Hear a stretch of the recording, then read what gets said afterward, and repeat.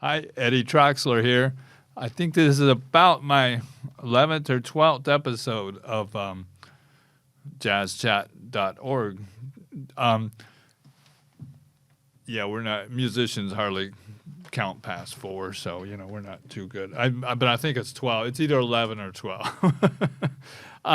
Today I have my good friend Emily Mozzarella. We've done a lot of gigs together here and there, and we know a lot of the same tunes, and we don't really rehearse a lot, but but I know I can call her, and she's solid on a lot of the same tunes that we do. And we're gonna do What Is This Thing Called Love, which Cole Porter tune, one of my all-time favorite composers. I meant to look up a little of the history, but I think he wrote probably close to 1,000 pieces. Mostly for the theater, and I think this piece is for theater. I don't think that's what people did in those days. They didn't really come out with TV. I think TV was out then, but not the average household didn't really get TVs till maybe like after World War II or something like that. But anyway, they went to plays and shows, and this was from one of those. So we're gonna jump into it. Then I'll discuss it with Emily a bit. Two, five,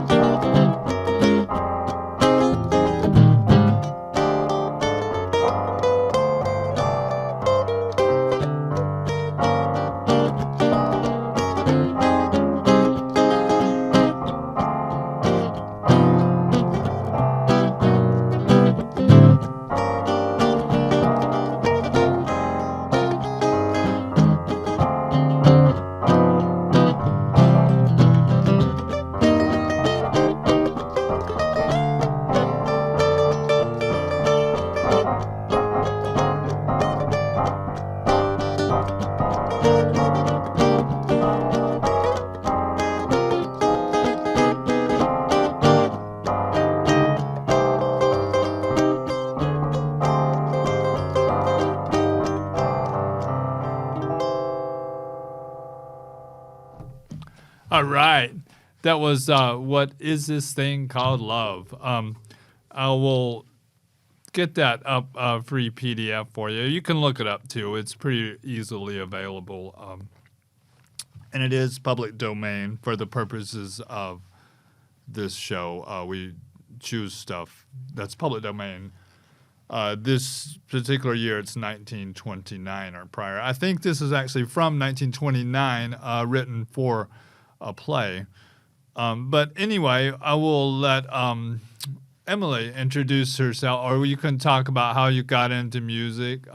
You mostly teach and play for a living too, right? Or do you Mostly. My older brother is a professional musician. He's 10 years older, so he was always playing in the house, and we would go see his shows. So I got really interested that way. And then, of course, listening to albums, and I just really love the art form. So I, still here playing. That's good. And I've had some of my other guests that were some educated and some not. And for me, as far as a lot of the music education and apply it to jazz, you almost seem to have to unlearn some of that stuff to not, as opposed to like playing in an orchestra, maybe that you would, play what's written and really rehearse what's written. Jazz, I almost try to not play the melody because it's kind of dry to just play the notes. And we hope we can express something, through whatever. But I don't play it the same way twice. And Emily is a piano player, so you approach like soloing and chords, of course, different from a guitar player. So what do you think about when you look at this song? Do you just play it 1,000 times and have it memorized, or are you looking at these chords and melody, or does that? I mean, so it's all made up of 2-5-1, so you're seeing it that way. And then I'm also considering that, you're playing guitar, so you're going to have a lot of chords. So I tried to not play heavy chords because I didn't want it to be too chaotic. So I kind of pulled back from that and did more melodic stuff. So that's kind of what I had in mind. Yeah, and that's a good point. I play a lot different with Emily than I would solo. If I was doing this solo, I would fill that in a lot more. And the same, you would too. I might do something like that,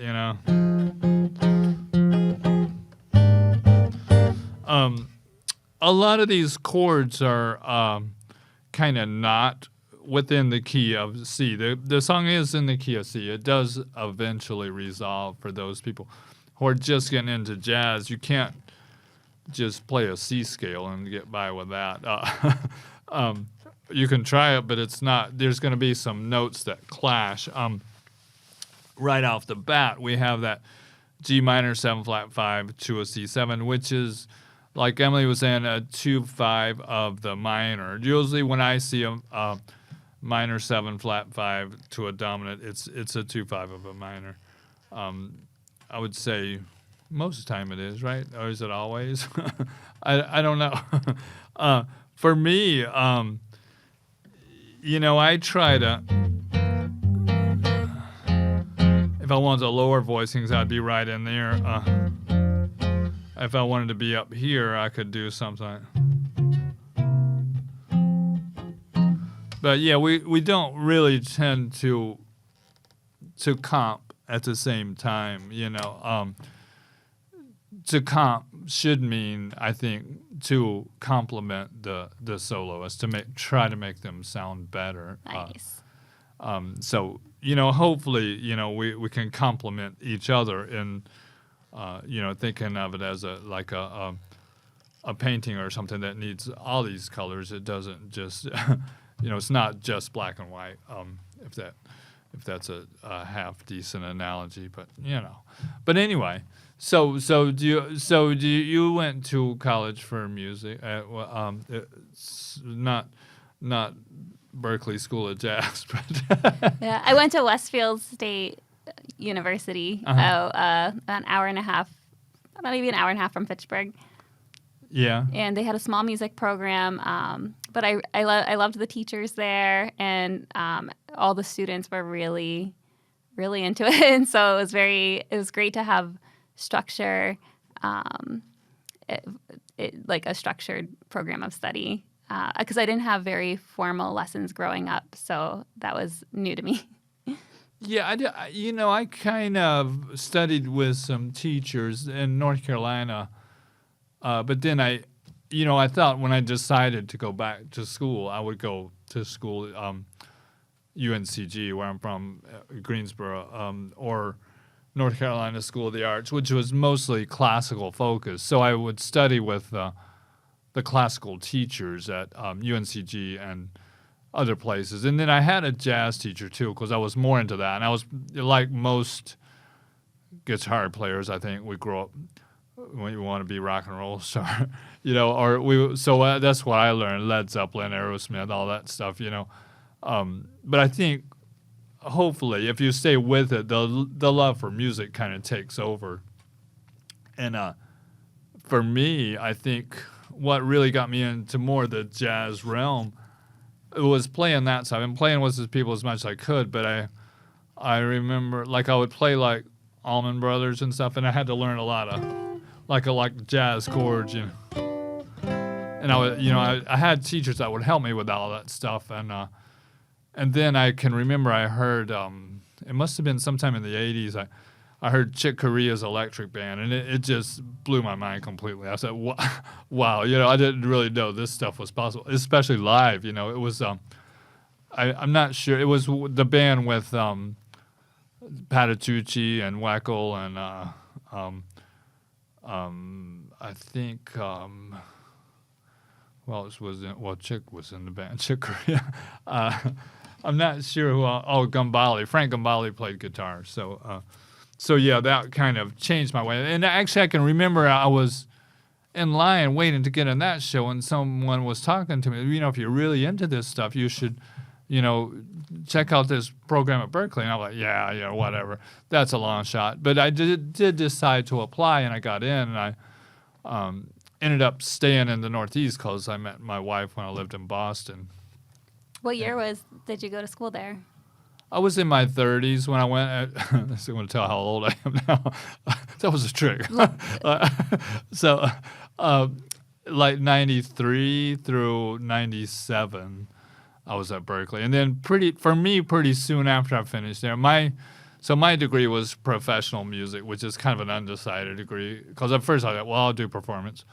But, you're going to perform anyway. And professional music, you can take a bunch of different stuff, and you kind of focus it on certain points if you want. So I took some, film scoring. I took some education courses, just a wide variety of different things, and it was really good for me. I took a lot of labs, and it was a lot of work, but I didn't drop any classes, and I wasn't like, honor roll student or anything, but I did learn a lot, and really good teachers, that I think Berkeley kind of, to be different from other schools. They originally started the original Lee Berg, or Lawrence Berg, who I think died the first year I was there. His son was the one that made it the big corporate thing that it is now. But his vision, he was a jazz player, and he wanted to start like a trade school where jazz players just taught people to play, and that's kind of how Berkeley got started. But then now it's, even when I was there was probably the guitar department, over 1,000 guitar players every semester, but people from all over the world, which was really cool to me. I think it was 40% international. So just to get into work with all those different cultures from all over the world and getting to play as much as possible. And truthfully, I was a bit intimidated by the real jazz players, the bebop players. I mostly play blues, or something like that. But then when I ended up out this direction, Fitchburg, because I wanted to buy a house and it was more affordable, and I've been here ever since. It's been really good to me. We were talking about that early. Fitchburg's happening now. I suppose, I've been gigging pretty steadily. I don't even have to travel. I have restaurants right on Main Street. I have like 3 gigs a week, actually 4 a week right on Main Street. So no travel for me. And I think the farthest I go for a gig, every other Thursday I play in Devon. So So I'm super grateful. And I'll plug this while we're on air. I work at Fitchburg State. I'm an adjunct faculty there, which it's really taking off. They have this creative arts therapy program, and you can focus on music. They've always had a minor in music. They don't specifically have a major in music, but this creative arts therapy is a really cool major, and you can do a lot of music with that. And apparently, if you get certified by the state, you can make pretty good. Just the state pays you to do music therapy at different places. I'm not quite sure how that. Your degree? What's your degree? It was something like that, right? For my music degree was general music, sort of like probably more similar to professional music, like what you had. Oh yeah. And that was mostly classical or everything. It was you could take private lessons and you could kind of choose your teacher. And I did take some classical and some jazz, and I think the default was classical, but they had an awesome classical teacher there, and they had a couple jazz teachers too. Cool. Do you play any classical stuff these days? Here and there, yeah. I try to keep up a little bit, but mostly jazz. It takes a lot of work because I love playing classical guitar, but I just don't put enough time into it to be proficient. I mean, like even when I finished Berkeley, I was working for Berkeley, and I got one free class a semester, so I was taking classical guitar at Boston Conservatory, and it was a performance class, and just to keep up like 5 hours a day, hard practice, and it's a totally different style, which is what I first learned. You have to use a footstool. You sit, with the guitar this way, and a nylon string guitar. But it's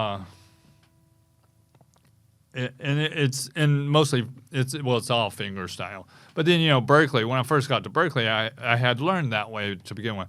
Then I first get to Berkeley, they said no, you can play classical on a Telecaster. We don't, that's fine. Or you can use a pick if you want, which was kind of unheard of. Where the classical school of thought that I kind of grew up around. I think North Carolina School of the Arts was Aaron Shearer was the dean of music, who wrote a lot of books on classical guitar, but it was diehard technique, and they were always straightening me up. Can you sit straighter, all this, but for me, Berkeley was really good, and I don't know these days. I think it's quite expensive.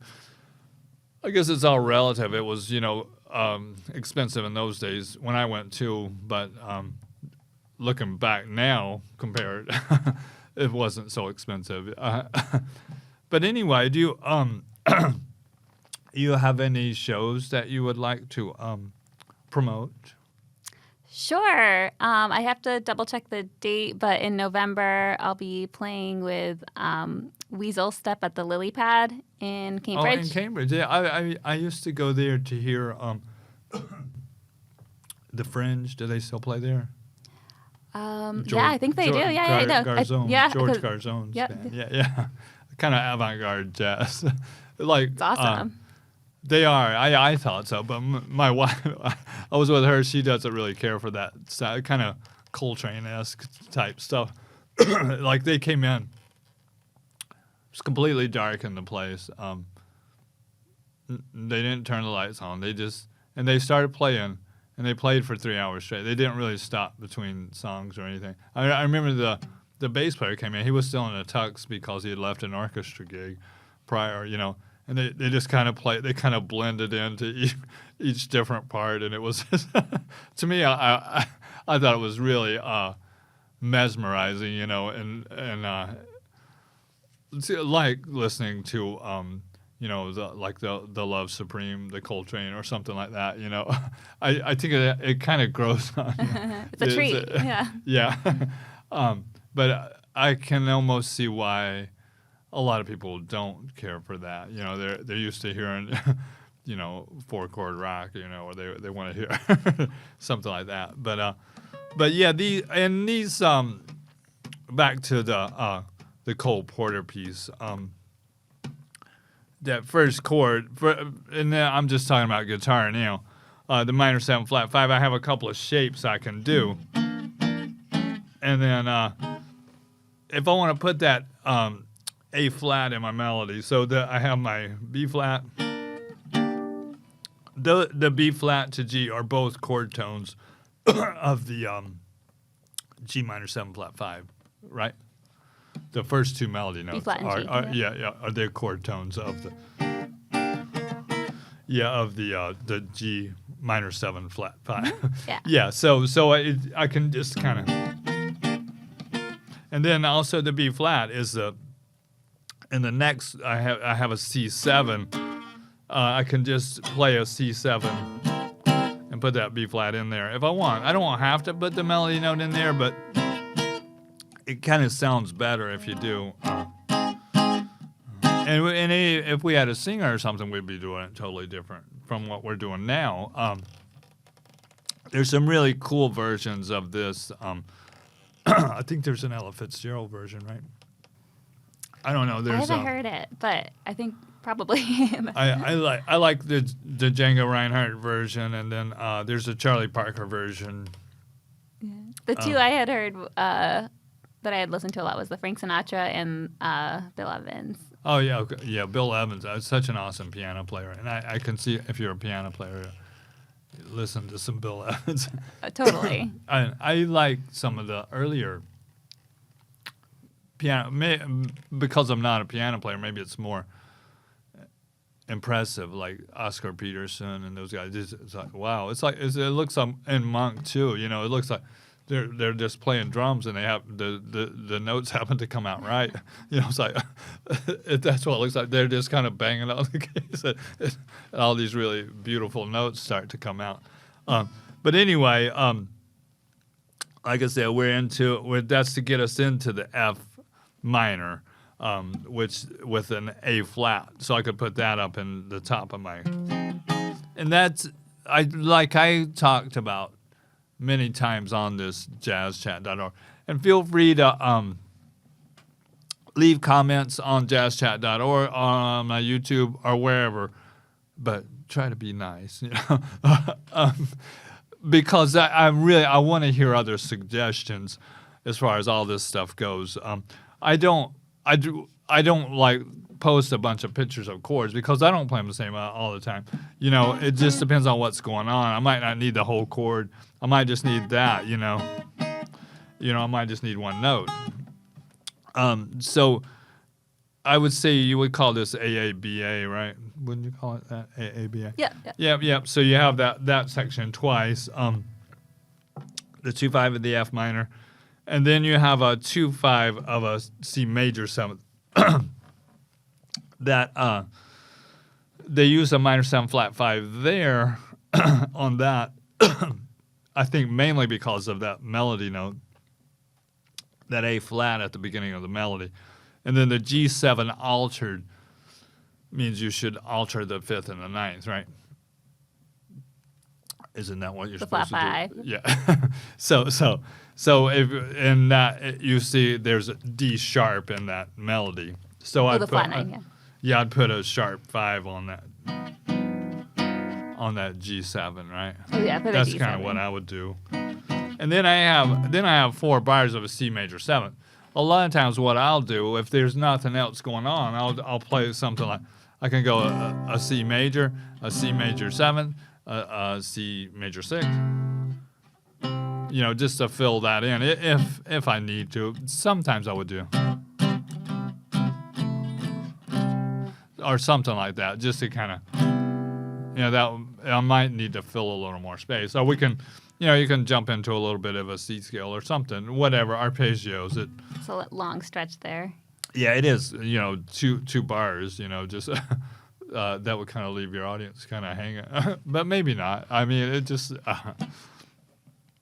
and it's pretty much the same thing again. Then it just pretty much modulates up to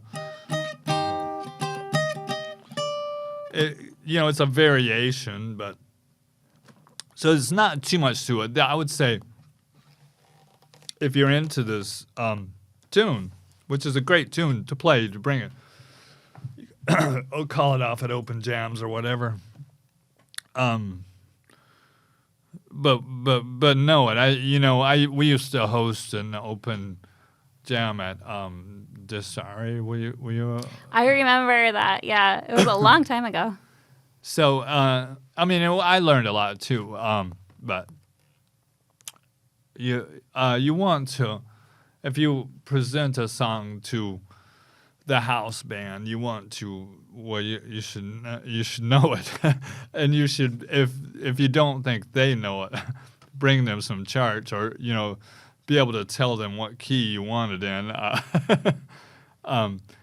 Sometimes people who are even people who are self-taught, hopefully they have a way of communicating to other musicians of what's going on. A lot of jazz players bring up, Wes Montgomery or Tal Farlow that they didn't read. But if you watch, documentaries of them and their sessions and stuff, they had a way of communicating. They would go on to the one here, I can do that. They had a way of talking about what was going on in the piece, and they had done them enough. They probably played them thousands of times.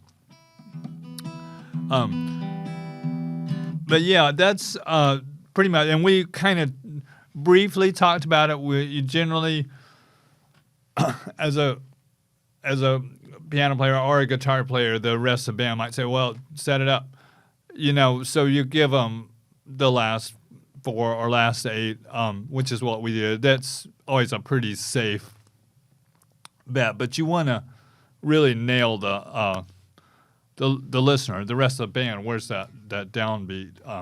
That's kind of the main thing, If you can noodle around all you want, but still let us know when where that one is. And that's kind of the purpose of those intros, and the outros kind of the same thing. You just kind of letting the audience know.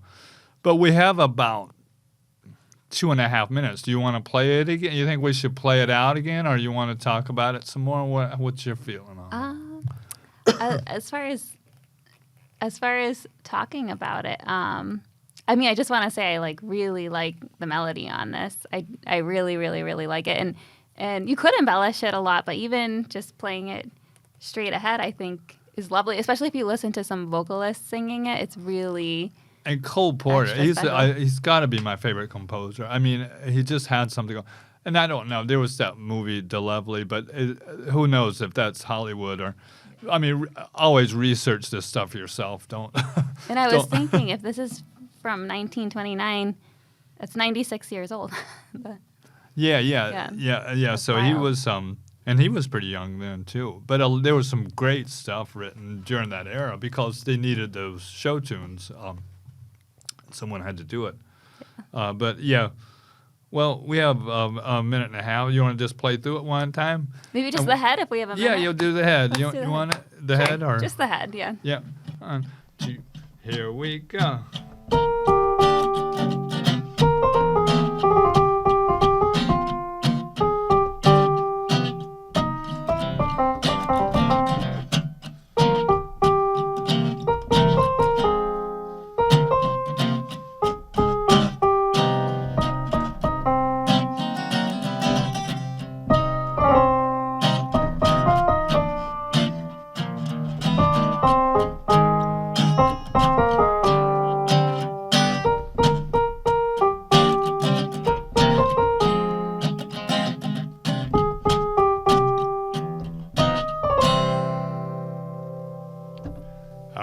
What is this thing called love? That's Cole Porter, and I'm so happy Emily made the drive out from Shrewsbury to be on this show. jazzchat.org. We'll have another episode next week, and if you want to be a guest, just get in touch with me. Thank you so much for watching. Thanks, Eddie.